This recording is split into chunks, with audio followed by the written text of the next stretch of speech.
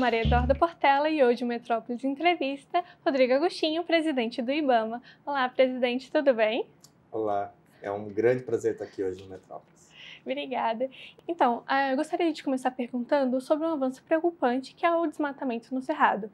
Estudo recente mostrou que teve uma alta de 35,2% apenas em maio desse ano. A gente gostaria de entender quais são as ações de fiscalização que está sendo adotada pelo IBAMA.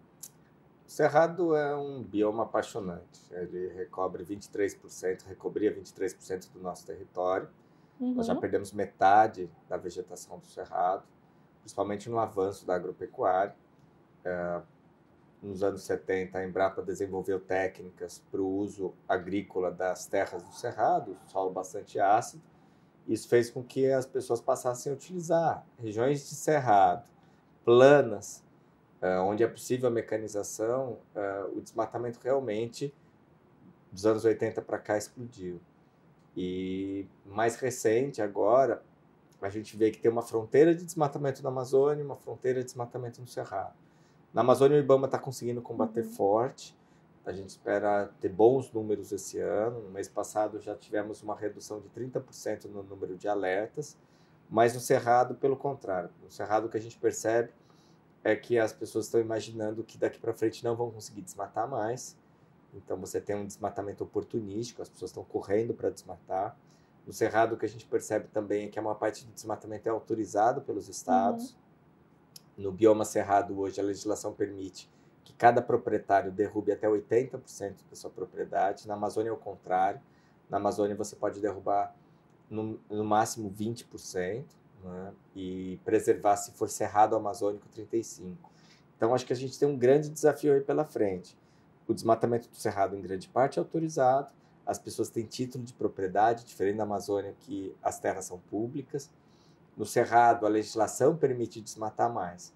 Mesmo assim, o IBAMA está trabalhando. Nós aumentamos agora, nos últimos tempos, em 16% o número de autos de infração. Embargamos já 300 fazendas. Nós detectamos o desmatamento ilegal em 300 fazendas e, nesses casos, a gente fez o embargo. Estamos montando uma equipe específica agora para o Cerrado, para o embargo remoto. Quem desmatar ilegalmente o Cerrado, de forma remota, nós vamos detectar no nosso computador do IBAMA e vamos emitir auto de infração e embargo. Não vai ser uma guerra fácil, a gente vai lutar bastante para segurar o desmatamento do Cerrado, que é a savana mais rica em biodiversidade do mundo.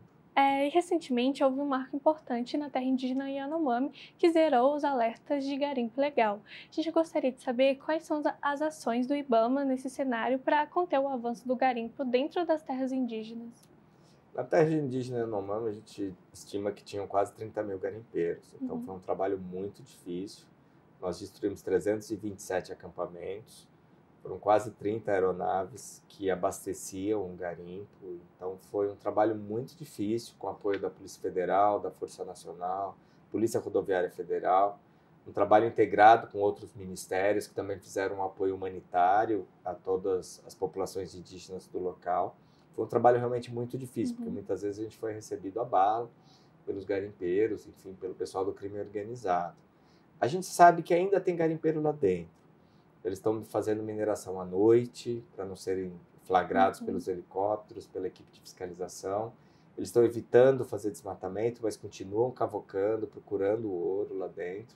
Então, esse é um trabalho que não vai parar. Nós tivemos agora, nos últimos 30 dias, a ausência de alertas de desmatamento. Mas a gente está com as investigações e nós vamos estar trabalhando para localizar esses últimos garimpeiros que ainda estão lá dentro. Nós estamos começando agora operações em outras terras indígenas, como a terra indígena Munduruku, Caiapó, Trincheira Bacajá, enfim, muitas terras indígenas que a gente tem garimpo e desmatamento. Não é um trabalho fácil, é um trabalho que vai levar bastante tempo. Infelizmente, ficamos aí 4 anos sem fiscalização em terras indígenas. A FUNAI não estava ajudando nesse trabalho de fiscalização, nem a Polícia Federal. Então, agora que a gente voltou com força, nós vamos continuar e fazer esse trabalho. Estamos usando muita inteligência, estamos procurando entender quem são os donos do garimpo. A maior parte das pessoas que estão lá trabalhando no garimpo são pessoas pobres. Muitas vezes estão em trabalho análogo à escravidão, trabalhando para alguém, que é quem tem dinheiro para comprar máquinas, Uma pá carregadeira, por exemplo, uma retroescavadeira custa mais de R$ 1 milhão. Então não é para garimpeiro pequeno, enfim, essas pessoas que estão indo para lá, acaba apostando tudo, acha que vai ficar rico, chega lá e começa a ser explorado. Então o IBAMA está trabalhando e grandes operações acontecerão nas próximas semanas. Fizemos agora uma operação de destruição de dragas ao longo de rios amazônicos, destruímos 43 dragas que estavam aí destruindo o leito do rio e contaminando a água do rio com mercúrio. Nós temos aí 25 milhões de pessoas que moram na Amazônia, e a maior parte da população da Amazônia se alimenta de peixe. A proteína da Amazônia é peixe. Embora a Amazônia seja um grande produtor de boi, de carne de vaca, carne de gado, a população da Amazônia se alimenta de peixe. E se a gente deixar o garimpo, as águas todas serão contaminadas, os peixes contaminados, e isso teria um impacto enorme aí na vida do povo amazônico. Sim, e agora a gente queria entrar em outra área, que é sobre o pedido da Petrobras para exploração na foz do Rio Amazonas. O pedido foi negado e a gente queria entender quais são os critérios de avaliação do IBAMA para poder negar ou aprovar esse pedido. Mas nada dizer que se fosse uma licença fácil, o governo passado teria dado essa licença. O IBAMA está analisando no momento o número de 100 pedidos de licenças da Petrobras. Nós já emitimos esse ano 25 licenças para a Petrobras, inclusive essa semana eu emiti 2 licenças para a Petrobras. Mas nesse caso específico a gente está falando de uma região muito sensível. Nós temos 80% dos manguezais do Brasil naquela região. A gente tem uma população muito importante do peixe-boi, tanto o peixe-boi amazônico na foz do Amazonas, quanto o peixe-boi marinho. A gente tem boto cor-de-rosa, a gente tem a presença de baleias na região. Então, assim, é uma região muito sensível. Recentemente foi identificado áreas de corais na região também, nas áreas mais rasas, né? Nós estamos falando de um poço em águas mais profundas. Na última vez que a Petrobras foi perfurar um poço nessa região, e mais de 100 poços já foram perfurados nessa região, na última vez a corrente naquela região, a corrente do mar, que é muito forte, movimentou a sonda, quebrou e interrompeu o processo de perfuração. Então o IBAMA está sendo bastante cauteloso e está pedindo uma série de garantias. A Petrobras pediu a reconsideração, apresentou novas medidas, um reforço nas equipes, um reforço no programa de fauna, mas a decisão será da equipe técnica. A equipe técnica está debruçada, está estudando, está avaliando, né? E logo talvez tenhamos uma resposta por parte da equipe técnica do IBAMA. Então, assim, não foi algo político, não foi algo ideológico. Obviamente que as pessoas que trabalham na área ambiental, as pessoas que acreditam na sustentabilidade, apostam na transição energética. Mas o IBAMA faz um trabalho que é técnico, é um trabalho que a gente não constrói política energética. A gente olha para as garantias e para a viabilidade ambiental dos empreendimentos. E quais são as alterações que a empresa deve fazer para conseguir essa licença ambiental? Tem 3 pontos que foram muito fortes, né? O plano de comunicação social com as comunidades do entorno. Ali a gente tem várias comunidades indígenas, a gente tem 2 parques nacionais, tem várias outras reservas. Então, o plano de comunicação foi um ponto. O plano de atendimento à fauna, a gente está falando de... Foi feita uma instalação para suporte à fauna em Belém. Belém fica praticamente 2 dias de viagem de barco até o local da perfuração. Então, a gente acha que é um tempo muito longo para a gente fazer um atendimento inicial. É uma região que tem muitas aves. Então, no eventual acidentes infelizmente acontecem, né? A gente tem que trabalhar sempre com essa possibilidade, mesmo que os acidentes sejam remotos, acidentes sempre acontecem. Nos últimos 10 anos, nós tivemos 9 acidentes com a Petrobras. Então, a Petrobras sabe fazer, mas os acidentes são possíveis. Então, a questão da fauna, a questão da comunicação social e o plano de emergência individual. Além disso tudo, a equipe técnica tem deixado muito claro que é muito importante que seja feito um estudo chamado Avaliação Ambiental Estratégica, que na área de petróleo chama Avaliação Ambiental de Área Sedimentar. É um estudo que vai avaliar não apenas um poço, mas toda a região e o contexto da exploração de petróleo na região. Então, é um estudo que a equipe está solicitando e vamos aí agora aguardar, né, toda a análise técnica de tudo que a Petrobras entregou nos últimos dias. Então, ainda sobre a exploração na foz do Rio Amazonas, o IBAMA tem sofrido algum tipo de pressão política para poder liberar essa licença? Se sim, como que você tem trabalhado para evitar que ele influencie na decisão? Tá. O IBAMA entende que as pressões acontecem, é Uhum. normal, é do jogo. Os estados, obviamente, que imaginam os recursos de royalties de petróleo, mesmo que uma eventual atividade econômica de petróleo ali aconteça só daqui a 6 anos, porque é o tempo necessário para a construção, por exemplo, de uma plataforma, de todos os dutos, refinaria, enfim. A gente entende a preocupação social, né? O Brasil é um país que, ao mesmo tempo que é um país rico, tem muita desigualdade social. Então, as pessoas querem recursos para fazer políticas públicas. Então, eu acho que é super compreensível. Agora, a equipe técnica do IBAMA trabalha independente de eventuais pressões, né? Então, lá no IBAMA a gente aprende que a gente tem que ser forte. Então, nós vamos continuar fazendo nosso trabalho técnico, né?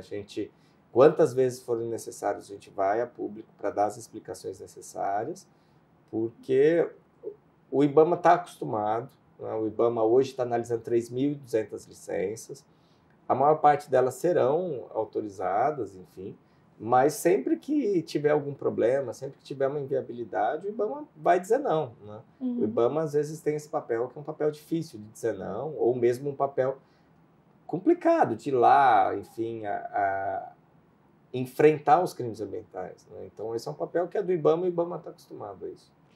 E recentemente a ministra Marina Silva e o presidente Lula lançaram um novo plano de ação, prevenção e controle do desmatamento na Amazônia, né? E com a promessa de contratação de 1.600 fiscais para o IBAMA. O que esse plano tem de novo e o que ele promete para controlar o desmatamento nessa região? Em 2004, a gente estava explodindo de desmatamento. O desmatamento era maior do que é hoje, inclusive. E foi construída uma primeira versão desse plano, né? O Plano de Prevenção e Combate ao Desmatamento da Amazônia. Esse plano conseguiu, naquele momento, de 2004 até 2012, reduzir o desmatamento em 82%. Então, a ministra, logo no começo do ano, tomou a decisão de retomar esse plano. Esse plano foi abandonado nos últimos 4 anos. Então, o presidente Lula editou um decreto no dia 1º de janeiro, recriando o grupo interministerial, dando as atribuições para fazer o plano. O plano ficou pronto esse mês agora, né? Há cerca de uma semana atrás ele foi lançado. E ele traz uma série de estratégias. A primeira é a fiscalização, mas nós não estamos falando só de fiscalização. O plano de combate ao desmatamento, ele trata, por exemplo, de turismo, da bioeconomia, da economia da floresta. Ele trata da possibilidade de você explorar produtos da floresta como açaí, castanha, palmito, fibras, óleos, produtos para a indústria de cosméticos, produtos para a indústria farmacêutica, o mercado de carbono, as concessões florestais, a criação de áreas protegidas. Então, o plano ele é muito mais amplo. O IBAMA vai ficar responsável por alguns desses componentes, notadamente a fiscalização, o comando e controle, mas o IBAMA pode ajudar em muitas outras coisas, como, por exemplo, na restauração de áreas degradadas.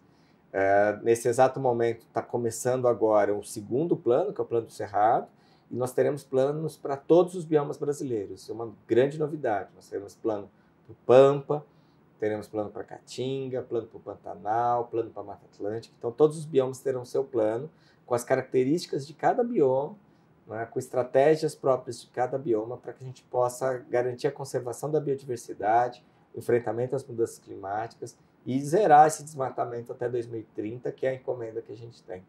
E já tem uma data para ser lançado esses outros planos para os demais biomas? O plano do Cerrado começou essa semana, então começou agora a confecção, então reuniões técnicas estão sendo agendadas, especialistas estão sendo consultados. Provavelmente, isso é uma decisão que cabe ao Ministério, mas provavelmente eles vão escolher o dia 11 de setembro. 11 de setembro é o dia do Cerrado, né? Então acho que é uma data bem simbólica para a gente ter o lançamento desse plano. Um grande ambientalista do Cerrado faleceu essa data, né, que foi o Ari Para-Raios, e aí, em homenagem a ele, foi fixada essa data de 11 de setembro. O governo Lula vai conseguir entregar todos os planos ainda dentro desse primeiro mandato? Não tenho dúvida disso. Eu acho que vai ser bem rápido. Eu acho que nós vamos ter essas construções dos planos. E aí a gente começa uma segunda fase, que é a fase de implementação, né? Onde entra aquela parte da pergunta sobre o concurso. Hoje o IBAMA tem só metade do seu corpo efetivo, né? Então a gente tem meio IBAMA. A gente está tendo que usar muita tecnologia para compensar essa falta de gente, mas nós já estamos no planejamento do Ministério de Gestão, Ministério de Gestão Estratégica, para que a gente possa ter logo o nosso próprio concurso, que a gente possa repor parte desse quadro, né? Nós temos hoje um quadro muito reduzido, um quadro envelhecido, infelizmente. Nós temos 470 servidores hoje, espalhados por todo o Brasil, que já completaram todos os requisitos para que eles possam se aposentar. Então, a gente está perdendo um quadro muito rápido. E, por fim, o presidente Lula, em viagem recente à Europa, ele falou sobre pagamento, né, financiamento de países em desenvolvimento pelos países da Europa, principalmente em decorrência da Revolução Industrial. Ele falou, por exemplo, o financiamento do Fundo Amazônia. O senhor poderia explicar para a gente o que é esse fundo, como que ele funciona e o que ele tem a ver com o IBAMA? Então, vamos lá. Em outras conferências de clima, houve uma promessa de países desenvolvidos em investir na conservação em países em desenvolvimento, como é o caso do Brasil, no total de 100 bilhões de dólares. Esse dinheiro nunca apareceu, mas, obviamente, muitos países têm feito ajudas, doações, cooperação com muitos países. E o Brasil tem recebido uma visita constante de prováveis doadores. Uma das iniciativas que mais deu certo no passado recente foi a criação de um fundo específico para a Amazônia. Não é só para fiscalização, né? No caso do IBAMA, o Fundo Amazônia ajuda a custear as ações de fiscalização. Mas o Fundo Amazônia é muito mais. É para você, de fato, desenvolver a Amazônia sem precisar derrubar a floresta. A gente tem lá no fundo hoje quase 3 bilhões. A última doação foi agora de 500 milhões do Reino Unido, uma doação de 500 milhões de reais do Reino Unido. E a gente está muito animado. A gente acha que vai ter um fluxo daqui para frente de recursos para que o povo da Amazônia possa se beneficiar e, ao mesmo tempo, manter floresta em pé. Então, acho que é uma iniciativa muito importante. Obviamente que ao longo do tempo, a gente vai ter que conquistar recursos sólidos e a garantia da continuidade desses recursos, né? Então, num primeiro momento, esses recursos são suficientes para a gente poder fazer, implementar as políticas públicas, mas ao longo do tempo, esses recursos desaparecem. Então, eu acho que de forma muito acertada, o governo está buscando novas doações, novos recursos. Esses recursos poderão ser acessados pelos governadores da Amazônia, por prefeitos, por instituições de pesquisa, enfim, por todo mundo que trabalha na Amazônia.